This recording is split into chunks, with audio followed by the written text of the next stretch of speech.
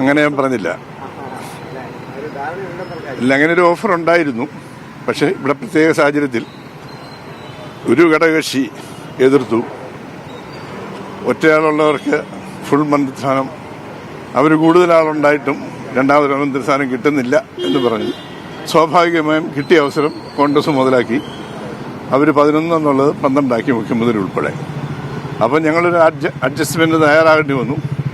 അനൂപും ഞാനും കൂടി ആലോചിച്ചു.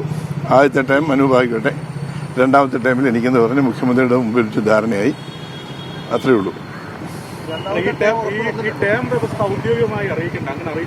അത് മുഖ്യമന്ത്രി പ്രസ് കോൺഫറൻസിൽ പറഞ്ഞോളാന്ന് പറഞ്ഞിട്ടുണ്ട്. ഇന്ന് ക്യാബിനറ്റ് കഴിയുമ്പോൾ ചിലപ്പോൾ ബ്രീഫ് ചെയ്യുമ്പോൾ പറയുമായിരിക്കും. ഞാൻ ഇന്നലെ അത് പറഞ്ഞു. അനൂപ് ഇങ്ങനെ ഡിലേ ചെയ്തിട്ടുണ്ടെന്ന് പറഞ്ഞു.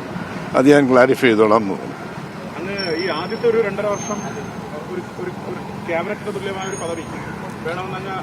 അത് മാന്യമായ രീതിയിൽ ചെയ്യും. ഒരുപക്ഷെ ഇന്നത്തെ ഇങ്ങോട്ട് പറഞ്ഞിട്ടുണ്ട്.